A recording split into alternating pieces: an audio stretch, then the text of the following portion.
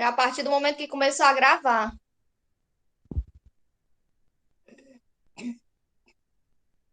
Desligue e ligue seu áudio, era pra ver.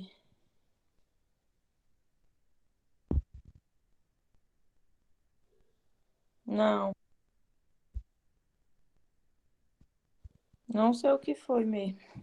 Foi a partir do momento. Tá me ouvindo? Dá pra ouvir. Estamos ouvindo os outros áudios, Naila, Maiara, né? Kívia, dos alunos, eu acredito que foi nela. Dos alunos, a gente pode ouvir quando eles ligam vocês, eu acho que foi o problema na Tiara. Sai aí, Deve ser, Yara, pra ver. deve ser a distância. A garota deve estar no Canadá, né? Pode ser. Muita neve caindo lá. Tiara, tente sair da reunião, aí você clica no link, ver se dá certo.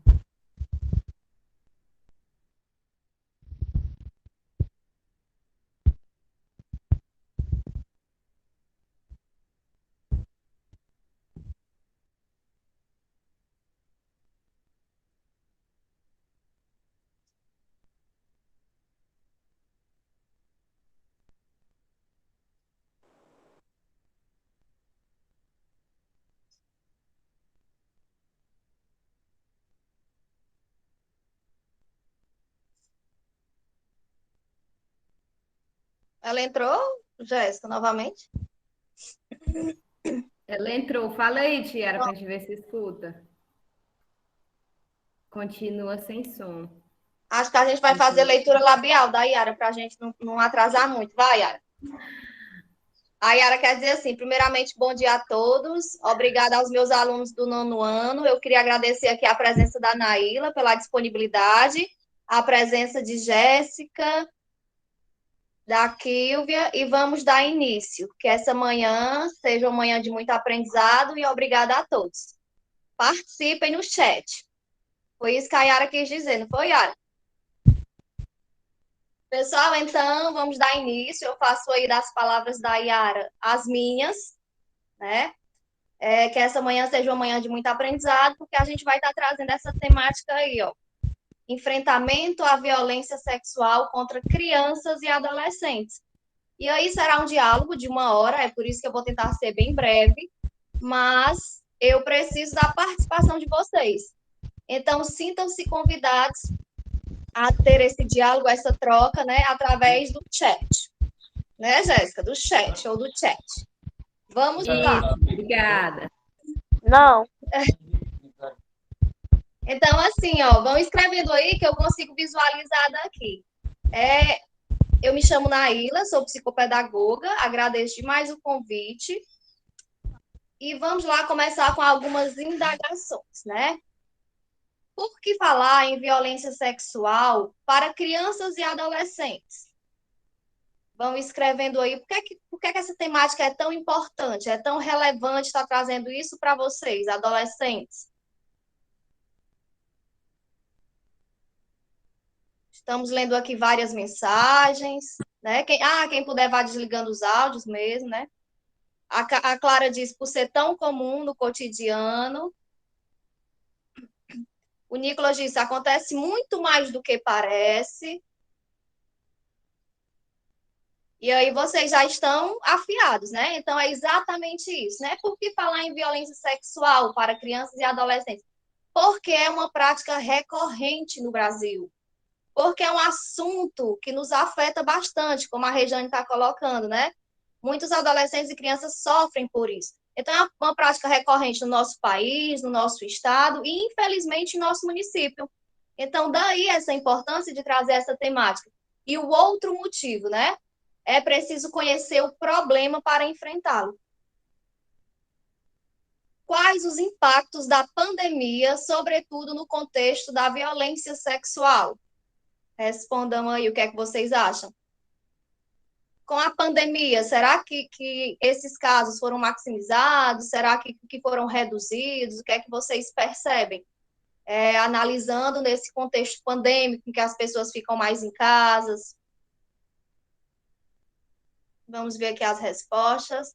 O maior convívio com os agressores. Muito bem, Isaac. Pedro Daniel, eu acho que foi reduzido. Temos aí uma Com a pandemia, esses casos ficaram mais comuns. Ó, o que de fato acontece, pessoal, é que com a pandemia, as crianças e os adolescentes, eles perderam essa rede de apoio. Essa rede de apoio seriam as pessoas que primeiro percebem, né? Na escola, os professores, quando percebem um comportamento mais atípico do aluno. Então, como se perdeu isso, a criança ficou mais vulnerável. E é como o aluno, que eu esqueci o nome aí, disse, né? Eles ficam tendo mais contato também com os agressores. Você sabe como proceder após identificar ou suspeitar de algum caso? Como proceder? Aí vocês respondem só sim ou não, só para a gente ter uma noção aqui, o embasamento. Como é que procede quando você identifica ou suspeita de um caso?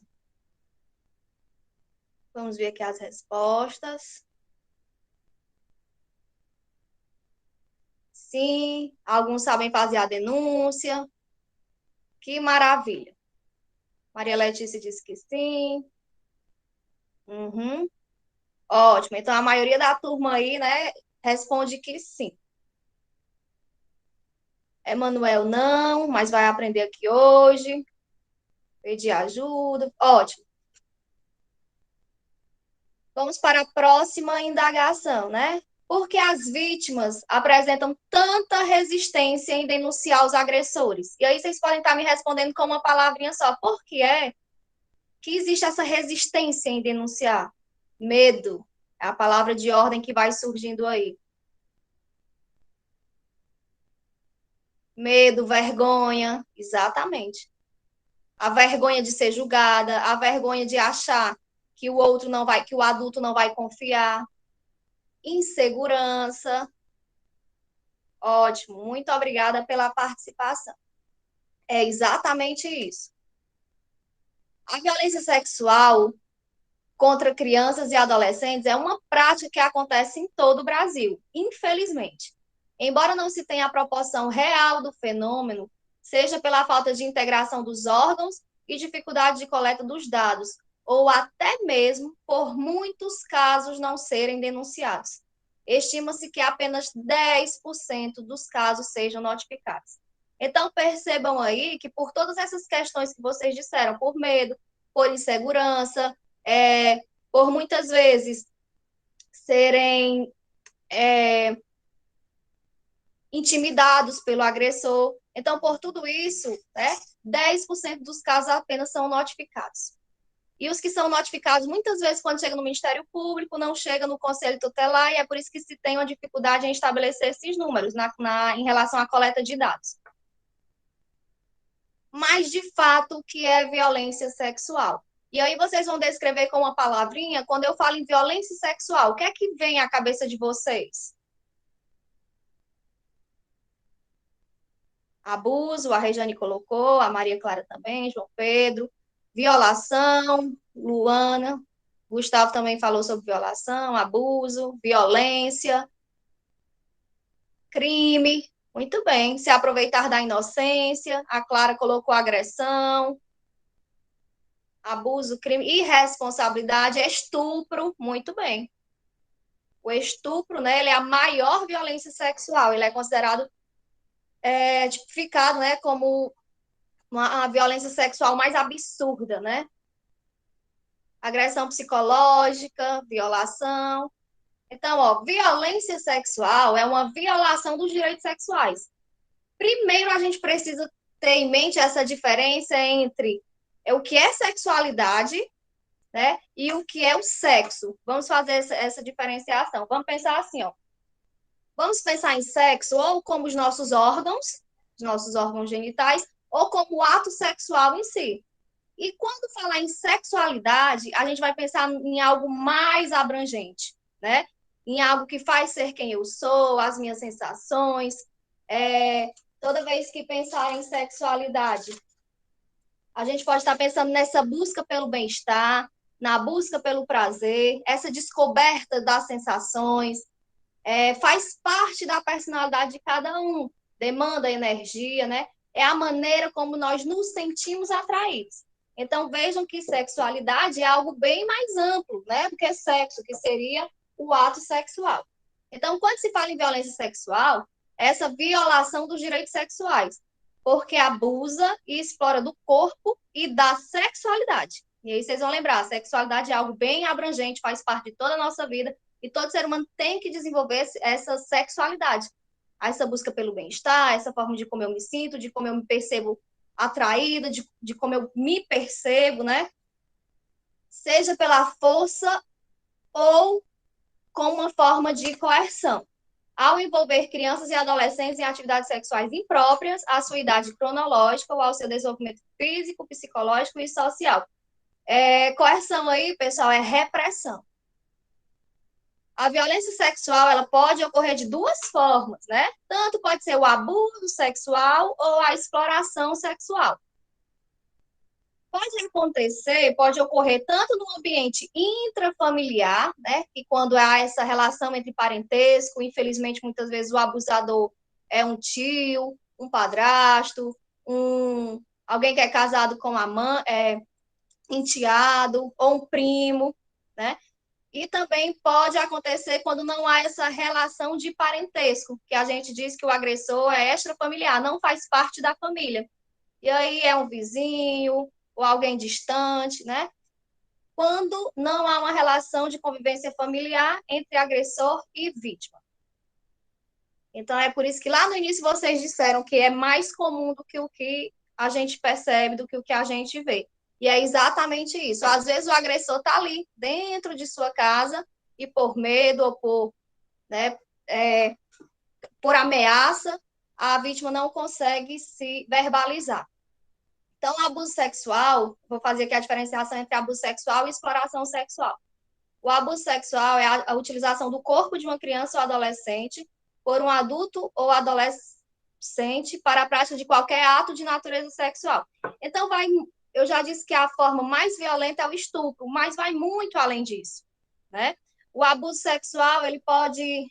Vão digitando aí para mim, vão colocando aí a resposta. Além do estupro, o que é que se configura como abuso sexual? O que é que vocês me dizem? A Maria Luísa está dizendo que muitas vezes o adulto não acredita, é por isso que tem que ter essa rede de psicológico, abuso psicológico. O toque já é configurado como abuso. Muito bem, Nicolas. Toques indesejados, né? A questão do aliciamento, essa perturbação. Gera traumas, a Maria Clara está dizendo. Agressão física, psicológica. Falar coisas, elogios exagerados.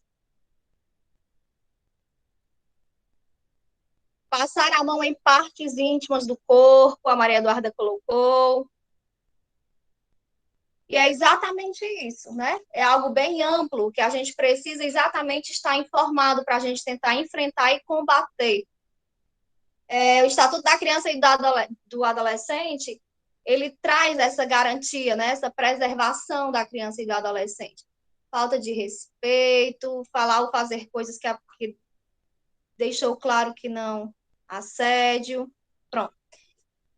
Isso é o abuso sexual. Já a exploração sexual, a gente vai pensar mais quando tem um teor financeiro, né, de cunho financeiro. Então, a exploração sexual caracteriza-se pela utilização sexual de crianças e adolescentes com a intenção do lucro ou troca, seja financeiro ou de qualquer outra espécie.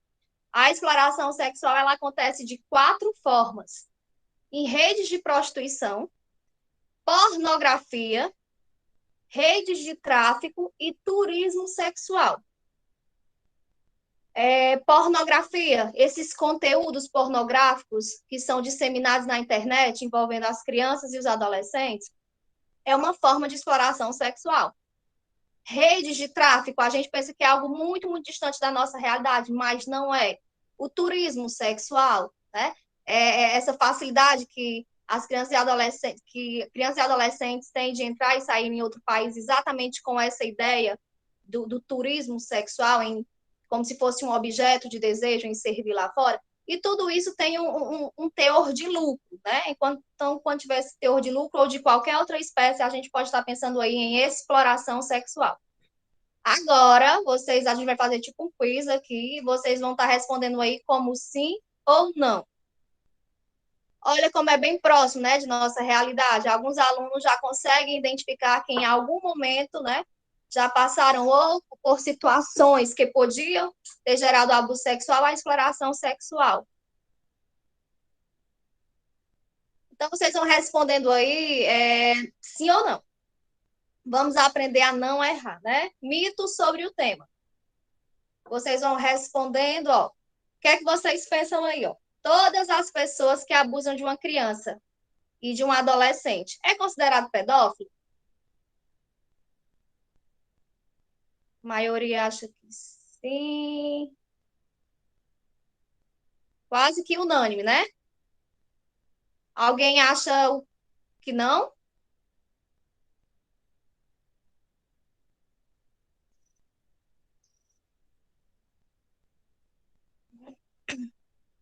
Nicolas, né? Nicolas é o único que respondeu não.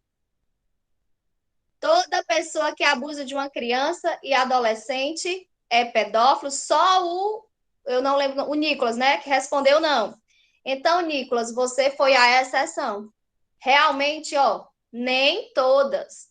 A pedofilia é um transtorno de personalidade, caracterizado pelo desejo sexual por crianças de idade muito tenra, aí, ó, pré-púberes, né, até abaixo dos 13 anos, e para que uma pessoa seja considerada pedófilo, é preciso que tenha um diagnóstico, né, de um psiquiatra.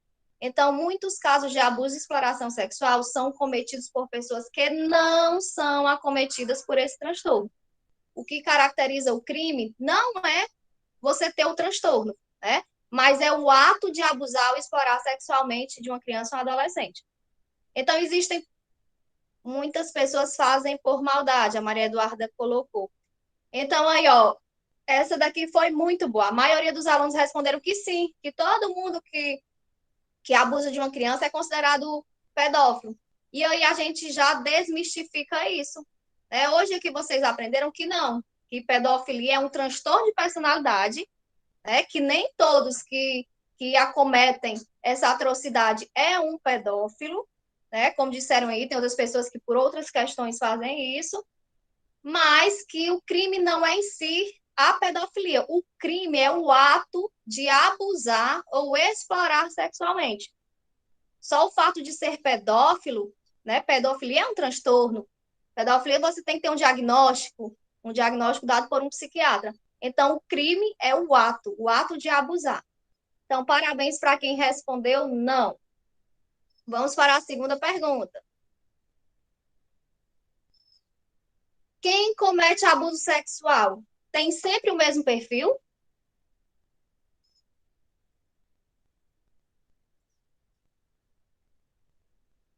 Não, não, não. Muito rápido, que às vezes eu não consigo ver alguns, mas grande maioria aí tá colocando que não, com certeza não. Luan colocou que não.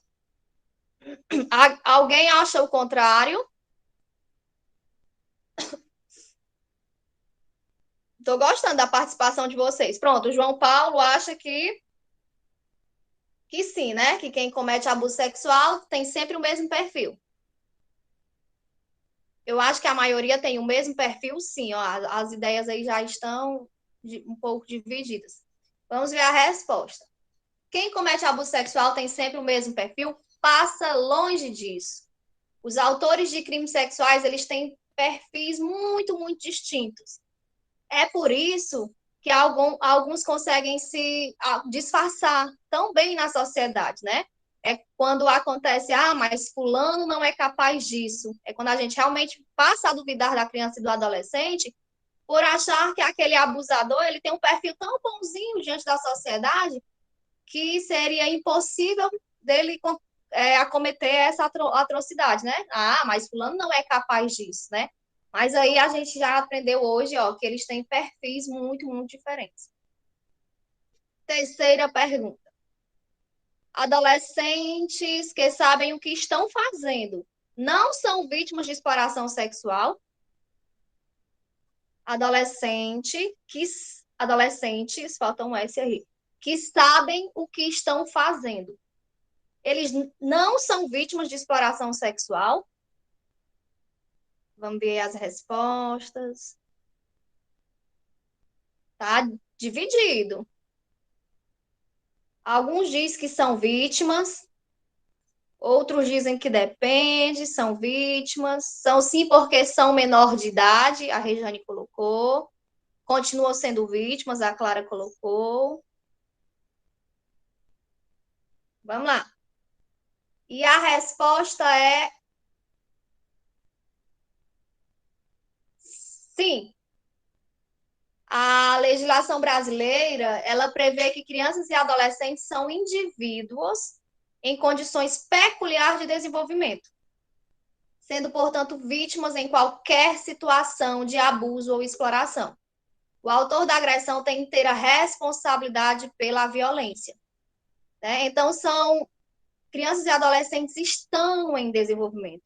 Esse discernimento, ele chega com a maturação, com a maturidade, né? Então, para a lei, é sim, né? Ó, são vítimas, sim. Quarta pergunta. As vítimas de violência sexual são geralmente de origem pobre? Sim. Nara Kelly, sim. Desenvolvimento, verdade. Luan, o desenvolvimento seria todo esse processo, né? Deixa eu te explicar um pouquinho. Seria, vai para além da puberdade, né? A neurociência, ela explica, Luan, fazia aqui um parágrafo para explicar a pergunta do Luan. A neurociência, ela explica que ela traz esses questionamentos e não pode acontecer com qualquer um. Deixa eu responder aqui, Luan, que eu não vou me distrair, mas pode responder aí que eu estou vendo. A gente só alcança essa maturação, é algo na constituição cerebral mesmo. É como se a gente só formasse essa capacidade de planejar, que é o que a gente chama de funções executivas. Ela só se forma, né, quando você tem aí, em média 20, 21 anos. É por isso que a nossa maioridade penal é exatamente nessa fase, por acreditar que os adolescentes, por acreditar que em idade muito anterior você não tem esse discernimento tão legal, porque é algo que vai se desenvolvendo através das experiências, dos ensinamentos. Então, o desenvolvimento seria mais ou menos isso, o que você me perguntou. E aí eu vi mais ou menos aí as respostas, né? A maioria sim, porque estão mais vulneráveis, mas pode acontecer que um adolescente... Entende? Valeu, Luan. Vamos lá. As vítimas de violência sexual são geralmente de origem pobre. E aí até a resposta vai ficar um pouco dúbia, ó, porque os indicadores apontam isso, que a maioria é de origem pobre. Mas aí a gente fica pensando, será que é porque só as pessoas de classe mais inferiorizada que denunciam? Tem outra pergunta, podem perguntar. Naila, uma pessoa perguntou assim, desculpa interromper. Uma pessoa perguntou assim, e dois adolescentes, é abuso? 2 adolescentes? É, É uma excelente pergunta, né? Vai ser abuso aí se se houve alguma violência. A gente sabe que na nossa realidade, infelizmente, os adolescentes eles começam a vida sexual ativa muito cedo, né? Então, assim, se há o consentimento dos dois, não vai se configurar como um abuso sexual, né? Infelizmente, os jovens, eles com uma idade muito, muito tenra, muito novinha, sem toda essa maturação, sem todas essas questões, eles começam a vida sexual ativa, mas se os dois querem, não se configura como abuso, não houve aí uma violência, né? Mas aí tem tempo para tudo, vamos aproveitar a adolescência, depois é que vocês vão ver essas outras questões, né? Porque educação sexual deveria ser trabalhada nas escolas mais fortemente, porque é saúde, né? É conhecer o próprio corpo, vai muito da atração, de primeiro eu me perceber, para depois eu perceber o outro. Então, tem que ter maturação para tudo. Vamos lá. Sobre a pergunta se violência sexual é geralmente de origem pobre, né? Então, assim, o que acontece de fato é que as denúncias que chegam, elas são de classes mais inferiorizadas. Os casos registrados em famílias de baixa renda, eles aparentam ser mais numerosos. E aí fica aquela questão, Mas não acontece violência sexual em classe média alta ou em classe média? Acontece sim. Mas o que a gente pode afirmar é em relação aos registros que a gente tem. E os registros que chegam são exatamente de famílias de baixa renda. E aí a gente pensa na configuração familiar. Muitas vezes a mãe e o pai têm que trabalhar, a criança e o adolescente permanecem em casa por mais tempo, né? Quando é de família com mais poder aquisitivo, geralmente tem uma babá, tem um cuidador. Então, tudo isso aí vai facilitando o caminho do abusador. Quinta pergunta. A criança muitas vezes inventa que sofreu violência sexual. E aí vocês vão me respondendo. Será que muitas vezes a criança ou o adolescente eles inventam? Embora muitas vezes o adulto acredite nisso, às vezes nem quem vai perceber é um professor e não um pai e uma mãe, pelo fato da criança ficar com medo, né, dos pais não acreditarem. Tem gente aí, o Nicolas está bem seguro na resposta. Clara diz que crer que não. Tá bem divididas as respostas. Então, assim, ó. Raramente a criança mente. Poucos dos casos são fictícios. De qualquer forma, todo caso precisa ser denunciado e averiguado. Apostar que seja mentira pode levar uma criança e permanecer em uma situação de violência por muito tempo. Então, diante de qualquer suspeita, vale a pena a investigação. Até o fato da criança, se porventura, né, for algo fictício, até isso merece ser investigado, né? Então, a gente tem que prestar muita atenção no que chega para nós, os relatos que chegam para a gente de crianças e de adolescentes. A sexta e última pergunta, né? Para denunciar uma violência contra crianças e adolescentes, é preciso se identificar e ter certeza absoluta do que viu? O que é que vocês me dizem? Nicolas disse que não, Luana não. Não necessariamente, não. Eu acho que não. Alguém pensa o contrário? Alguém pensa que sim, tem que ter certeza do que viu? Nicolas está dizendo que só a suspeita já basta. Pronto, a Bianca acha que sim. Não, mesmo se suspeitar, já pode denunciar. Vamos à resposta, né? Então, para denunciar, pessoal, você não precisa ter certeza do que viu, você nem precisa ter visto, na verdade. Basta você desconfiar. É por isso que a denúncia, muitas vezes ela é feita por um vizinho, muitas vezes ela é feita por um professor que percebe aquele aluno de forma diferente, né? Que percebe marcas de violação no corpo. Muitas vezes é feito por alguém que nem conhece, né? A criança ou adolescente que foi abusado. É feito por uma pessoa bem longe, bem distante, porque há vários canais de denúncia em que o anonimato é assegurado. É o caso do Disque 100, então qualquer pessoa pode ligar, e dos conselhos tutelares. Além disso, as denúncias podem se basear em suspeitas. Você não precisa ter certeza, pode ser apenas uma suspeita. E esta é digna de uma investigação, né? Então, denuncie sempre que suspeitar, e é melhor garantir uma investigação do que omitir socorro às vítimas. Então, fica aí, né, para quem não tinha esse conhecimento, né? Se você só suspeitar, né? Claro que com muita responsabilidade, porque quando você liga no Disque 100, tem um interrogatório, né? Você não vai estar a esmo aí, né? Tem que ter alguns indícios, tem que falar características físicas do abusador, tem que dizer o porquê, né? O que é que te fez levar aquela suspeita. Então, é algo de muita responsabilidade, mas existe sim essa facilidade em denunciar. É só discar 100. E aí vocês vão ver um vídeo de 2 minutinhos, então é bastante rápido. Opa, meu Deus. 2 minutinhos. Me digam aí se tá bom de áudio. Dá para ouvir o áudio, Yara? Faz assim só com o dedo. O áudio do vídeo. Eu não tô escutando. Não estamos ouvindo, Nailinha. Nem Áudio eu. do vídeo, não. Já dá para me ouvir? Dá. Já! Sim. Sim. Não, não tá saindo não o áudio do vídeo. Ah, pois também não sei o que fazer, não. Calma aí.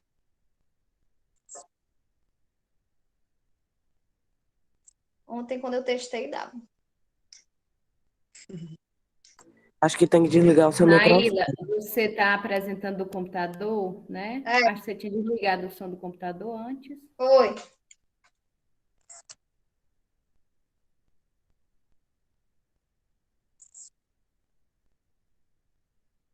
Entendi o que é que eu vou fazer.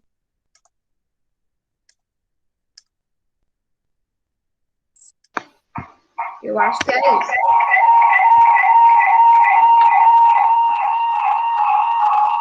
Olha, meu Deus. Tá dando Vou ter que- interferência. Dá pra ouvir? Tá dando interferência.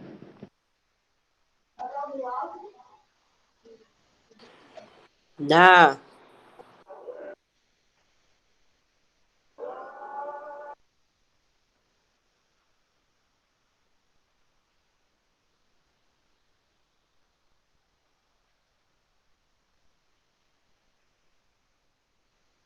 Ainda não, Naila.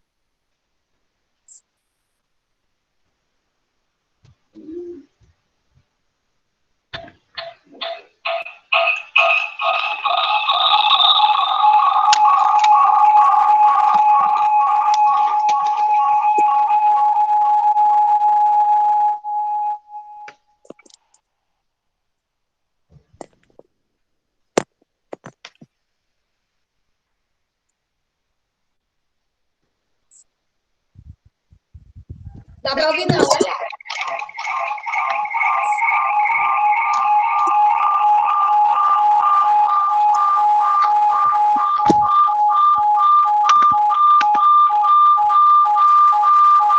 Peraí.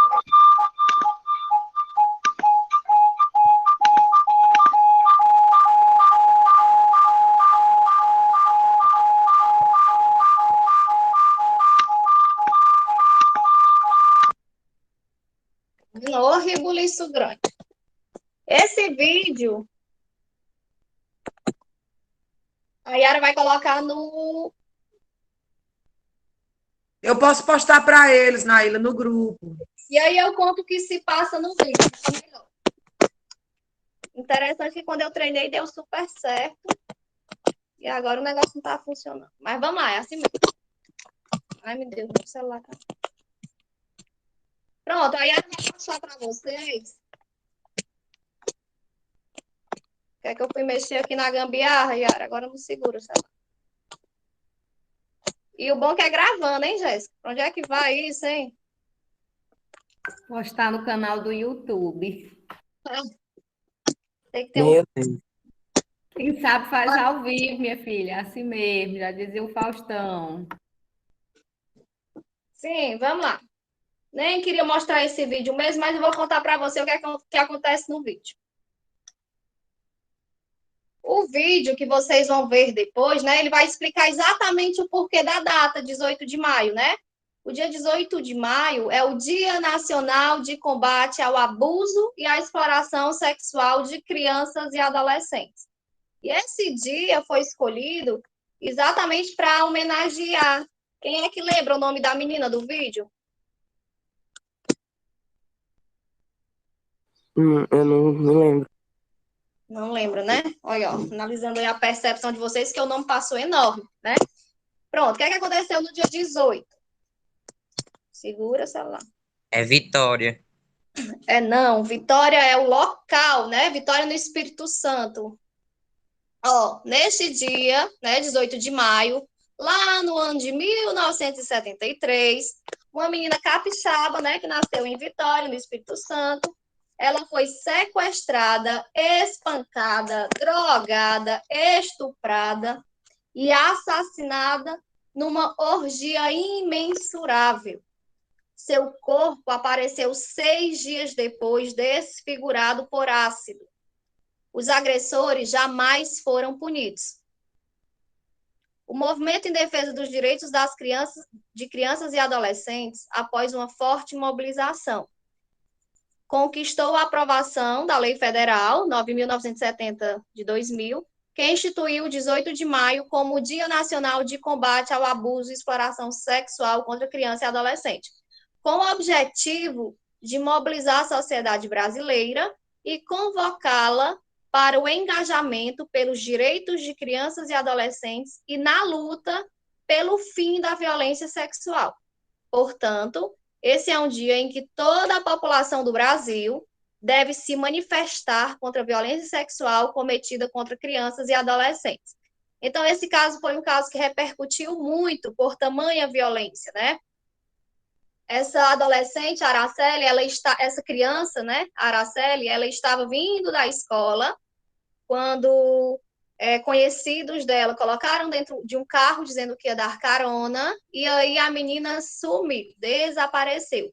Foi encontrada dias depois, né, com todas essas marcas de tortura.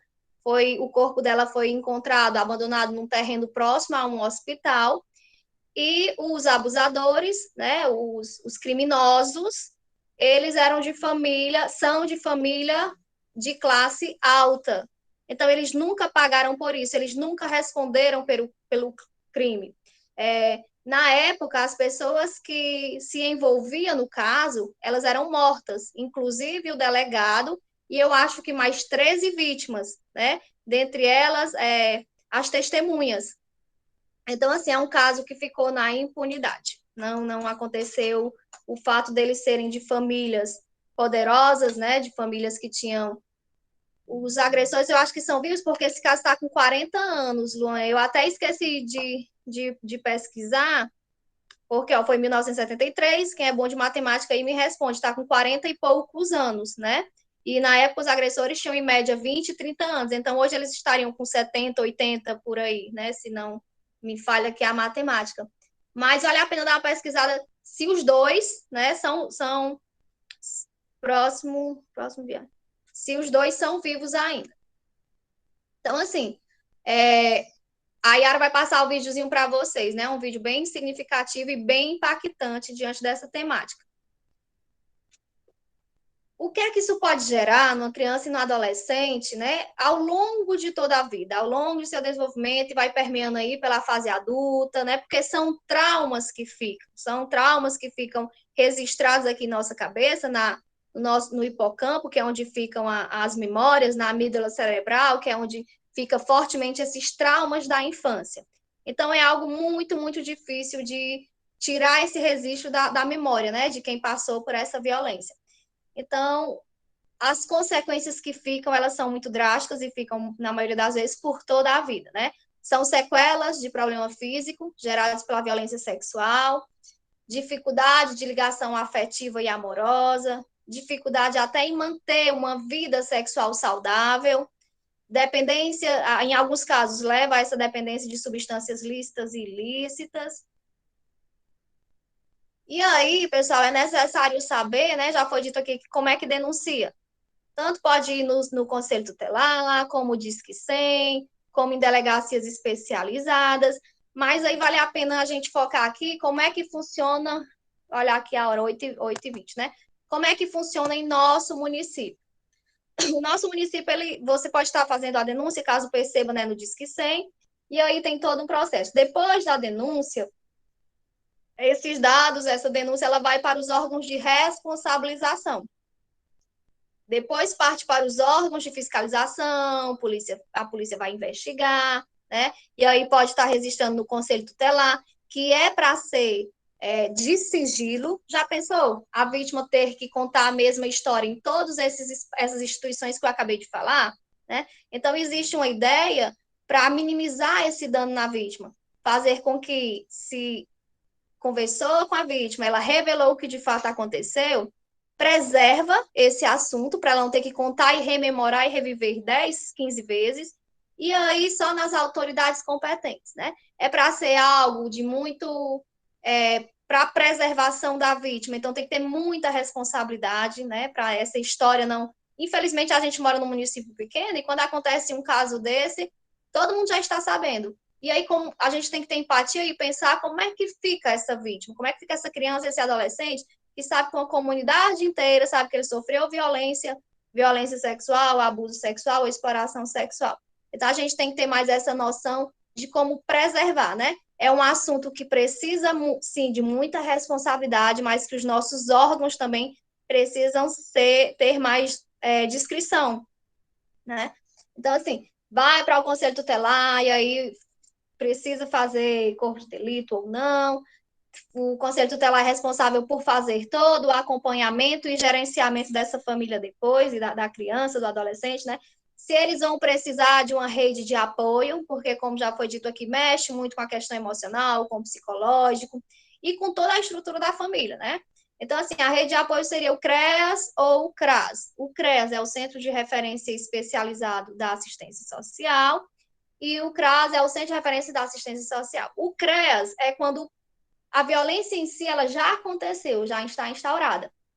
E o CRAS ela é mais de forma preventiva, que seria mais os grupos com as comunidades, um grupo de conversa, de diálogo, exatamente isso que a gente está fazendo agora, para trazer mais informações em como se prevenir, né? Como é que uma criança e um adolescente ele deve agir quando se percebe tentado a essas questões, né? Então, no nosso município, a gente tem essa rede de apoio, né? É algo que não pode estar fazendo grandes propagandas, porque, como eu já disse, a gente não pode estar envolvendo o nome de crianças e dando dados, né?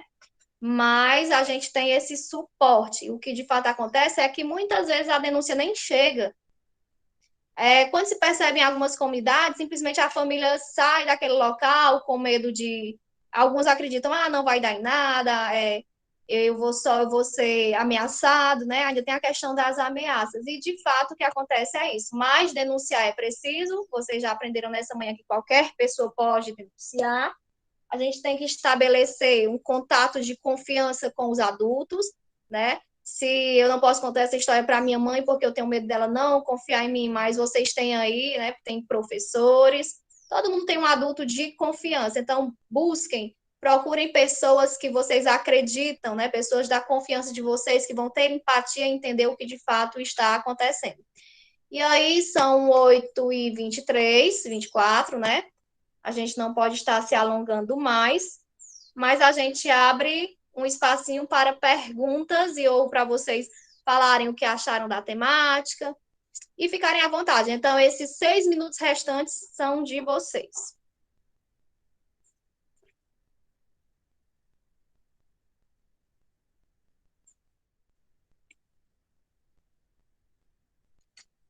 Um de cada vez.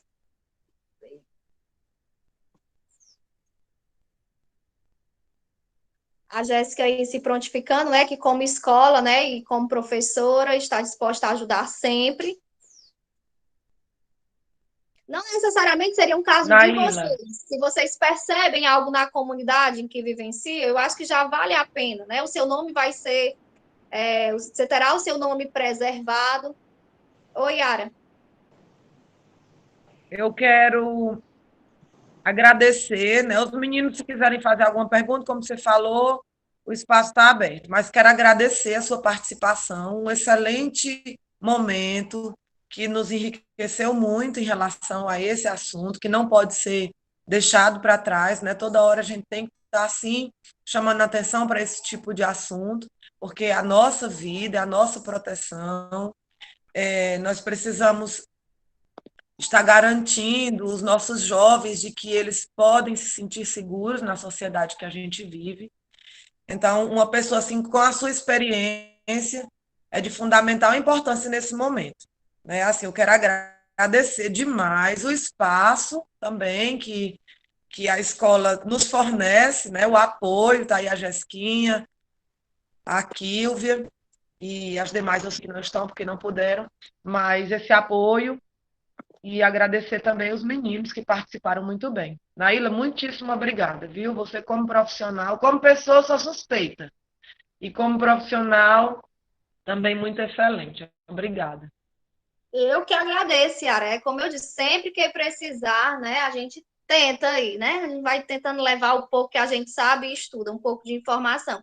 E eu agradeço aí, tô vendo aqui os comentários da turma, gostei muito, a turma muito participativa, né? O tempo todo respondendo ali as perguntas e tirando dúvidas. Eu só tenho a agradecer a vocês, né? São 55 pessoas aqui nessa sala virtual.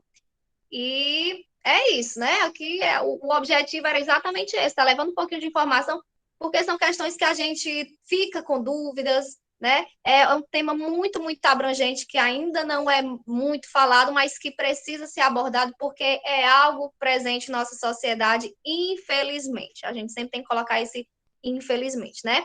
Então, obrigada a todos, né? Tenham uma boa manhã. Nailinha, Oi, Jéssica. o Luiz Emanuel postou a dúvida dele aí, ele está perguntando se o estupro é um crime que pode ser liberado com pagamento de fiança. Não, eu tinha até Não sei se anotado você aqui, né, algumas questões sobre, ó, né, o estupro ele pode ser de vulnerável quando trata-se de menor de menor, não é nem menor de idade, né? 14 anos abaixo, né? Se configura como um crime de vulneráveis e também o estupro quando a vítima tem mais de 14 anos. Então a justiça ela ainda faz essa divisão aí, mas não que as penas sejam muito diferenciadas não, né? De 8 a 15 anos de prisão, né? De 10 a 20 anos, se houver lesão grave, na maioria das vezes tem, né? Porque rompe ali, tem toda uma questão da genitália, ou. Antigamente, essa lei era voltada só para mulheres, viu? Era como se o estupro acontecesse só o agressor com mulheres. Mas a gente foi editada aí a partir de um tempo, e a gente percebe o tanto de meninos que são também estuprados, né? E aí, de 12 a 30 anos, se houver morte, né? Então, de fato, quando acontece no estupro com a vítima de mais de 14 anos, a pena, a pena aí, ela é muito, muito parecida com essa do estupro de vulneráveis. É uma coisa bem interessante, a diferença, infelizmente, ó, vou nem lembrar. Algumas pessoas confundem na questão gramatical mesmo, a questão de estupro com estrupo. Estrupo, meu povo, vocês fazem todo dia quando estão em sala de aula. Porque o estrupo, essa algazarra, essa folia, essa zoada que os adolescentes fazem, né? E o estupro é a violência. Então, veja aí o que um R, né? A diferença de um R, onde o R se localiza, faz toda a diferença. Então, lembrem-se, estupro é a violência, termina com PRO. E o estrupo vem de estripulia. Vocês não falam o tempo todo em estripulia, né? Então, vamos focar mais no estrupo, nessa algazarra, nessa euforia, né? E era isso. Leila, Kilvia dando sua contribuição aí, muito bem. Naila, atrapalhando sua aula. Oi? Atrapalhando sua aula. Assim, eu queria agradecer muito pelo que você falou sobre a violência contra a adolescência e a criança.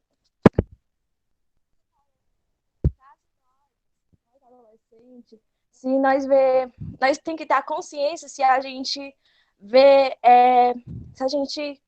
se algum dos nossos colegas ou alguém que a gente conhece sofre violência, se a gente acha que a gente deve ter a consciência de denunciar no Disque 100, porque isso a gente está entrando contra a violência da criança e do adolescente. Às vezes a gente tem medo de que pode acontecer, mas não vai prejudicar nós, mas sim ajudar alguém. Exatamente. Você não está atrapalhando, não. Você está contribuindo, fortalecendo a nossa aula. Muito obrigada pela participação. E é bom lembrar o que a colega aí disse, né? Essa vítima, muitas vezes, ela precisa de acolhimento e não de julgamento. Então, a gente tem que ter empatia, tem que olhar o outro, que não é fácil você sofrer uma violência e, né, causa inúmeros traumas. Então, que venham mais acolhimentos de nossa parte, menos julgamento. Que as pessoas tenham mais empatia ao próximo. É a palavra de ordem que a gente precisa, né? Empatia, a capacidade de se colocar, além de se colocar no lugar do outro, é de entender o outro, é de tentar entender nessa complexidade do outro, por que que ele age daquela forma. Tudo tem um sentido, tudo tem um significado. Nália, o que é que você acha daquelas pessoas que falam, se tava de saia curta é porque merece, se tava de short curto é porque merece. Você acha que essas pessoas deveriam ser analisadas na sociedade? Luan, vai muito uma questão de informação, né? A nossa sociedade ela ainda é muito cheia de tabus, de acreditar esse pensamento tão retrógrado aí que você registrou, né? Na verdade, tem até uma música para isso, né? Que a Juliette cantou aí no Big Brother um tempinho aí atrás, né? Que a roupa não me define, né? Eu sou o meu próprio lar. Então, independente do que você veste, isso daí esse pensamento é muito retrógrado, né? O meu corpo é meu, então eu tenho que. Ninguém tem o direito, né, de tocar sem que eu permita, ninguém tem o direito de. Vai muito além do corpo, né? De me degrenir minha imagem ou de vir com aquelas piadinhas, com aquelas ofensas, com aquele assédio, né? Então, isso daí é um pensamento que já deveria ter sido extinto há muito, muito tempo. Meu corpo, minhas regras, né? Silvério Pereira, o ator daí de Mombasa, ele escreve o tempo todo, né? Meu corpo, minhas regras. Então, tenham isso em mente. Independente daquilo que você usa, seu corpo, suas regras. Só você pode permitir o que acontece com ele. Nailinha, e assim, né, ressaltar que a vítima ela nunca é a culpada. O próprio Não. nome já está dizendo, ela é a vítima, né? Acontece, talvez, muitas vezes, das vítimas se culparem, acharem que por algum motivo provocaram isso, mas a vítima nunca é culpada, né, pessoal? E as horas já se passam, mas eu queria muito agradecer a Nailinha, ela disse que está disponível aí. O que é que você vai fazer mais tarde, de amanhã? Né? Porque você está disponível, a escola com Ei, certeza vai Jéssica, eu ter. ia fazer essa pergunta. Você tem algum compromisso? Eu tenho que olhar na minha agenda, mas eu tenho hoje a tarde inteira lotada, das 15, das 15 às 17, e amanhã também, mas sexta-feira pela manhã eu estou disponível. Pronto, depois a gente vai conversar em off aí para agendar você para a escola aí por um bocado de dias, né, Tiara? Que bom que vocês gostaram, porque eu ainda permaneço tão tímida, às vezes gaguejo, às vezes fala tão assim. Compre uma nova Ótimo, agenda, Naila, amiga, que foi agora você vai ótimo. precisar de mais folhas. Isso. Foi ótimo. Muitíssimo obrigada, Naila. Você foi show demais. Eu tenho Tá bom, certeza que os meninos adoraram. Nália, eu acho que eu falo por todos. A palestra foi ótima, ótimas informações e, no mais, só obrigado. obrigada a vocês, Luan. Muito obrigada a todos os alunos que aqui permanecem ainda, né? Somos 57. Mas já podem ir saindo, viu, pessoal? Beijo. Tchau, gente. Tenha uma excelente manhã. E a tia vai lá no grupo postar o vídeo, tá? Como eu falei. Tchau. O vídeo que não deu certo aí. Tchau. Tchau. Tchau, menina. Tchau. Obrigada pela participação. Excelente palestra. Tchau. Tchau, Tchau. Luana. Tchau, Alô? gente. Diretamente da nossa escola, que está com saudade de vocês, viu?